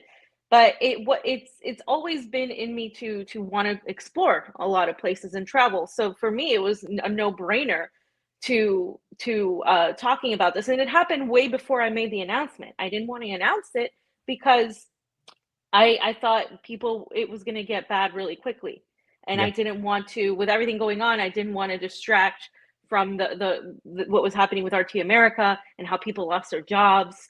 I didn't, because people lost their jobs majorly. Yes, some people left because I find that cowardly. I find it cowardly to say, oh, I'm leaving because I can't support any war. I'm sorry. This is what I want to talk about. It's not on the equal footing. This is not a matter of you can't support a war. This is people fighting for their fucking existence, to exist as a people. I support anybody fighting to exist as a people without U.S. intervention. I support the Nicaragua people. I support the Cuban people. I support every single country that's been just crushed by U.S. imperialism. So why wouldn't I support the Donbass and the people seeking liberation from NATO involvement and the death by Ukrainian Nazis? Of course, I'm going to support that. It wouldn't be consistent with me to not. And so that is where I'm coming from on that. There's nothing, I have been consistent in my views. We have to, Pasta brought up Burisma a long time ago. We talked about it a long time ago. We've had these stances a long time ago. Nothing in my stances has changed. In fact, it's consistent in what we're talking about here. I just want to say Did that. You want to say something? Well, I just say really, and I don't want to give this guy too much credit right now because he'll never respond back to me. Michael Tracy has stopped doing that. Same with the Vanguard cucks; they won't respond back to me. I'll give it up to Aaron Matei. Despite our differences, when we had this disagreement, we went back and forth a little bit, nicely and stuff like that. But Mike Tracy is a guy, who had to smear Tara Reid for whatever personal reasons or childhood trauma, just so he can provide cover for a known pedophile in Joe Biden who liked to shower with his daughter at the age of 13 years old. That's the mindset of what's going on. So I don't care how smart he appears to be or what fancy words he uses. The guy has some serious issues that he's manifesting, and he's still going on. I told him, why don't you shut up while you're ahead, Tracy? But yet he is still going on, trying to use the timeline argument, right? Okay. So what if Fiorella got the job in 2016? If Putin was providing weaponry to the Donbass, to the people of Donbass so they can support themselves, wouldn't she be then in jeopardy then? I mean, wouldn't she be, selling herself short then if she took a job in 2016 while Putin was doing that? I mean, it makes no sense to me whatsoever, fam. But I have it up over here, and I guess we can go over it really quickly if you'd like to, because he's just doubling down on stupid. Is this the one you wanted? Yeah, you can read this one. Yeah, I mean, it's here ongoing. You are making an argument overtly justifying Russia's current war effort. You did this while employed by the Russian government's wartime propaganda operation, which you willfully joined months after the war started. There's no need for speculation about the nature of your role. Mike, once again, buddy, shit's been going on a lot longer than what happened in February. But please enlighten us. And fam, you just went Hey, Vlad, where are you? I mean, does he think that Putin is like whispering sweet nothings in my ear, guys? Come on. Yeah. I mean, that's what it sounds like. Your role? What am I? La Femme Nikita? Like, I just have this role. I'm here to like push this sort of narrative. And like I said before, Russia doesn't have to do propaganda, guys. There's a slant in every single network. Because why? Because we're human beings. And Wyatt kind of talked about this, when we had him on. He was like, I try to be as unbiased as possible, but I'm a journalist that I advocate certain principles because I believe certain things, and I believe to be myself in that category too. Because as unbiased as I may be, for example, the Israel-Palestine conflict, to me, it's ridiculous to try to paint it as a both sides are equal situation. That's exactly how I feel about Russia. And even more so with Israel-Palestine are exactly the same, because the Palestinians, every time they defend themselves, they're evil. And Israel's the one, that has the Iron Dome, that they constantly are going at Palestinians. But the moment Palestinians push back, they're terrorists. And so to me, when RT covers it, they try so hard to show an Israeli person and a Palestinian person. And for me, that is difficult because I know they're trying to be as non-biased as possible. They pay a lot of attention to that. And even though a lot of the people that actually work there are very pro-Palestinian, and for me, it's one of the harder things to do, but I do it. And so I think this idea that Russia's doing propaganda and that RT is just Russia's propaganda force is ridiculous, because I asked Michael and he won't answer me. What has been said by RT on myself that is actual propaganda? That's not true. What exactly? It's the same. It's almost he's been crying about being called a Russian agent, then turns around and calls me a Russian propagandist, and it's like ridiculous. Like, and then when we're talking, he calls Russia a belligerent state.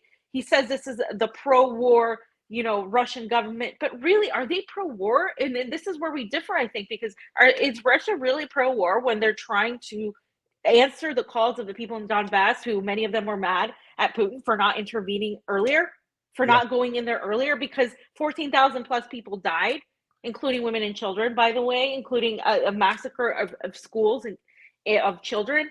And so when you're talking about that, are you not going to defend your people who say, hey, we are part of Russia, we feel part of Russia, we have never not felt part of Russia, we need your help, please. And it's not a US-backed color revolution sort of thing. This is like real. There's multitude of documentaries you can educate yourself on. This is not like the invasion of Iraq, the Afghanistan war. This is like not from, when they're like, oh, you're justifying Putin's military invasion. No, it's like, no, I'm telling you that the people of Donbass deserve to live. They deserve to have somebody helping them. And if they want, and if they voted in this referendum, and if they want to be a part of Russia, and if Russia didn't stand up for its own self, for its own sovereignty, for the people of Russia to exist, then what the hell? Like, why wouldn't I support that? That would go against everything I have stood for all these years, for me not to support a sovereign people's right. We talk about sovereignty all the time. Big ups to Mark Sloboda and Wyatt Reed for jumping in that conversation too. Wyatt kind of pointed out to put Mr. Tracy on display. Well, what's going on? You're kind of excusing this male RT person over here, and yet you're holding feet to a different standard. What's going on? That's when he went to the timeline thing and stuck to it, because he'd already freaking walked himself back into a corner. But once again, like I said, this is a guy who felt the need to fucking smear Tara Reid because he wanted to provide cover for a guy, a known pedophile that was that was showering with his daughter at the age of 13, that you can't see for 1 second with him not sniffing a little kid's back of his neck or his ear. And that's what he chose to do. Also trying to fucking make a case for the election system by throwing out fraudulent numbers to support his theory when he knows nothing of the whole election situation. I am completely through with this gentleman, Mr. Tracy over there. And you guys make your own choice. I don't care how smart he seems to appear at sometimes. This is some chicken shit behavior, and it needs to be called out. Same thing with the boys from the Vanguard who, want to make comments without even reaching out. And, also at one point, I don't know if it's Gavin or Zach, one of them made a comment about ivermectin, and I, through the pipelines, I asked, hey, well, does he want to have a conversation about ivermectin, have a talk about it? He refused to have me on. And they, like I said, they refused to even, acknowledge me. I'm fine with that too as well. But it's bullshit coming from all these people's mouths. These are people who don't go on the ground and do the work that we do. So And I it's don't need to hear about yeah. anything from them. The TMZ of fucking independent media is who the vanguard is. And they can just eat a bag of Richards from Pasta Jar. And it's an insult to not just me. It's an insult to a lot of the people I work with that actually stayed in RT in spite of being like harassed by. I mean, you're just literally manufacturing consent to get called a Russian propagandist and after complaining about being called one. And it's this need. It comes from this moralist, virtue signaling perspective of saying I'm anti-war and you're promoting war. I'm not promoting war. I don't want war. But this is the reality of the world we live in right now. There's oppressors and there's the oppressed. And you cannot compare the power of NATO in the United States to Russia. And you call them belligerents, like as if I know what he means by belligerent. And he tried to be extremely condescending to everybody that called him out on that, saying, you don't understand the definition of belligerence. No, I understand the definition of fucking belligerence. But when has the United States not been a belligerent country? How many wars have we been in? How many regime changes, military operations, coups? I mean, there's so many. It's been nonstop. My entire existence has been riddled by war. Okay, so you can't compare that with the backing of NATO, which literally, as we covered in the last show, employed and promoted Nazis into its leadership, to Russia that has been constantly vilified by the West, and who, of course, had the largest part in the liberation of the destruction of Nazis. And so now we're at a point where we're manufacturing consent for this idea that these two are on equal footing. And so anything that Russia does is evil. And Putin is this evil villain from, what is it, Thanos. Putin is evil Thanos, and he's just going around and going to kill all these people because he just feels like it, and he just woke up at the end of, like, and he just felt like it. And again, I don't agree with everything Putin does. There's a few things in his speech that I was kind of like, why'd you say that? This is dumb. Like, and like, I've never thought of Putin as this like revolutionary guy. But at this moment right now, I think Russia is giving others the ability, the weapons, the encouragement to say, we're going to stop with this global dominance coming from NATO, because that's what we're talking about here. We're talking about this global control that NATO, the EU, the UK, the United States, Canada, the Five Eyes, right, including Australia and New Zealand and these countries that want to have this sort of one government. And this isn't conspiratorial, this is reality. And they want to exert this control over everybody else, and everybody else would just cease to exist as sovereign peoples. Obviously, I'm going to stand against that. And Russia is fighting to exist. If tomorrow Russia stopped, they would cease to exist. NATO would come in, and Russia would be westernized, and it would just stop being Russia as we know it. And that's what would happen. That this is a fight for their lives, just like it is for the people of Donbass. This is a fight for their lives. NATO has said as much in multiple documents, in the 2019 one in particular, that they want to destroy Russia through a multitude of plans, including, of course, the creating conflicts in the Caucasus, also destabilizing its economy, turning everybody against it. What the video Pasta played earlier pretty much talks about all of that. And this is what we're talking about. And so to put them both on equal footing is dishonest. It's not doing your job as a journalist just because you want to virtue signal and say you're anti-war. I'm an anti-imperialist, and that means I stand with the side of the oppressor, not the empire. And there's a difference between that. And that's what's going on in this conflict.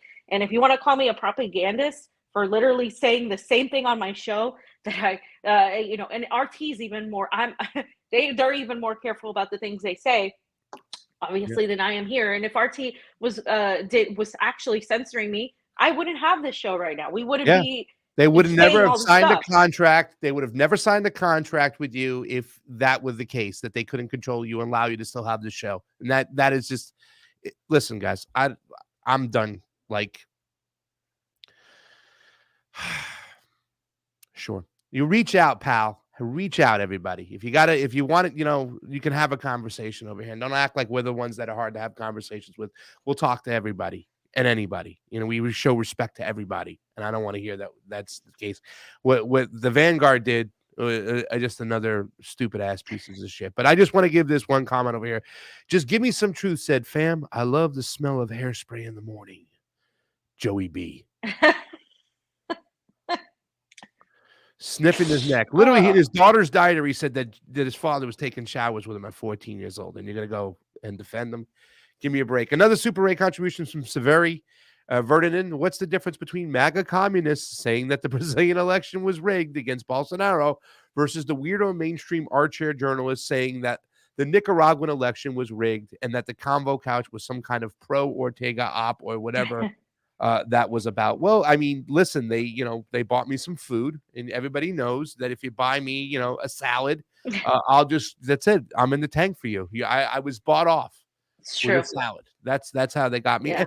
There is a little bit of a difference because the fact is, I think they're kind of relating or going back to the fact that Lula was involved with the IMF and taking loans, and that he did go to the WEF, and that he did make an alliance with Obama at one point. But I think those things are necessary. I don't think that you can spin that off and say that just because they're doing that to try to exist in the global world, to try to get food and shelter for your people because the global dollar means everything, that you're automatically going to be a little left doggy no matter what. I mean, you have to get access to power. This is just realistic. I mean, you can point it out and say it's cause for concern, but at the end of the day, you still have to go back and falter into the fact that it's about the Brazilian people, right? It's about them, Right. who they choose and who they want, and we have to respect that as long as that process is fair. Right. It's about the people's choice. This is why we're consistent on that. Like, the people of the Donbass made their choice. The people of Brazil are going to make their choice on October 30th. They did so on the first round. The people of Nicaragua made their choice. The people of Honduras, the people of Colombia, and we can have our reservations. But we're talking about Colombia and Brazil, two of the more neoliberal, conservative countries in terms of the South America, where Lula, by the way, doesn't even support abortion. That's how conservative of a country it is. And they've had very similar neoliberal austerity measures, and they're trying to get rid of so much control from the West and trying to exert their own sovereignty. And they're not going to go into some sort of Marxist-led revolution. The people there aren't interested in hearing that. We talked to our friend Terry, she's great, and hopefully you'll be seeing more of her. But she talks about it all the time. And Terry's, as left as it gets. She's like one of the commies like me. And it's like, but you have to understand, like, this is not, you cannot force a country that's not ready for that to accept something. And just because you are an ideologue and you want that to happen. Yeah. And it's the same thing with Russia. Like, Russia isn't a communist country. They have elements of the Soviet Union that are still there, like the bureaucracy, the transportation, the public, healthcare and education, which is nice for a lot of the Russians that live here. And even for me, the transportation is amazing. But they're a capitalist country. They work in capitalism. And people who don't know anything about Russia, they still think they have this image of breadlines and people just being sad and depressed and all this stuff. And it's like, that's not what it is at all. And you don't see that again unless you come on the ground. And by the way, I was talking to Eva Bartlett earlier, and she said, why don't you get your ass and get off your ass and get to the Donbass, is what she said. Get off your ass and get to the Donbass. Well, I think that's a perfect way to end the show. Fam, Lula is a Roman Catholic, something that mentions out there. Like, that's a very interesting point. And it also says, keeping it real in Brazil. Just give me some truth. Thank you so much. Just give me some truth. Just give me some love, guys. Go to the Convo Couch, Brazil. That's at givesendgo.com. The Convo Couch Brazil, right there is the information, guys. And if you want to mail on in a little love, we just got some love today from somebody at the Convo Couch. Right there is the address down below. We've had over 250 people on the YouTubes for quite some time today. That's awesome, especially since we've been demonetized and shadow banned and shut real down. It's kind of crazy that show is the channel on YouTube has continued to grow, and we're getting up close to the 50,000 mark when it's not even our main network and platform. Our main network and platform is that Rockfin, guys. People don't talk about it enough. It is an ad-free. There's no advertisement on Rockfin. So we're free to say what we want to say. It is a free speech platform. If you can go on over there for $9.99 a month, get yourself a membership. You get all our premium content for free. And everybody else is across the board. We don't even put anything up on a paywall. It's just a way of showing some love. We have a Patreon, of course, as well. So if you got some love, some help, you want to send it to us, please do so. The Combo Couch could use every single bit of help that you can throw at us because things are tight and things are expensive. That election was amazing. On October 29th, I will be in Orlando, FAM's hometown, invading over there. I'll be speaking at an election integrity event on that Saturday.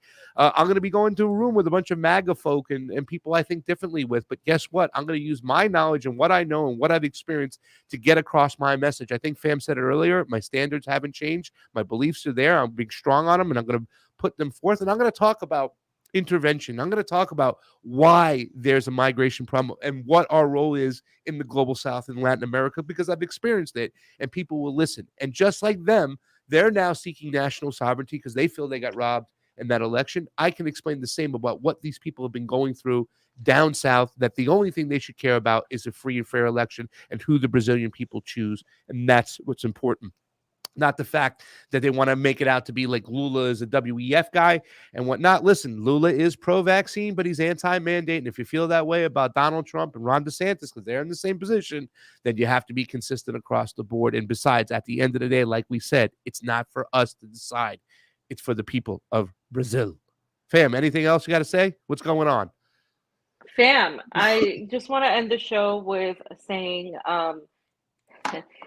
in a few years, people who really fence-sat on this whole thing and really tried to speak out of both sides of their mouth when it comes to Russia and when it comes to, calling people propagandists and saying, this and that.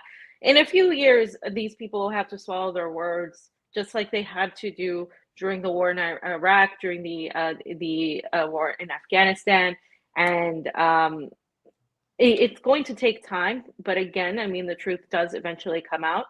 And I think right now the hardest part is to just get through this because this is what they want. They want, people to be discouraged. They want people to be smeared. The establishment wants, all these things. And if you're allowing the language of the NATO terrorist organization to pretty much dominate your warped sense of view, you're basically doing their job for them. And I think we're going to see in a few years that, again, just like what we saw with the pandemic and what we saw with elections and like what we saw with a lot of things that have been happening, some of us, are on the right side of this. There is a right side, I think, on this. And it's not black and white, but it's definitely, there is a side here in terms of, and it's not a team sports side that you pick superficially. This is like the side of the people. And that's the side I'm going to be on always. So that's that. Yep.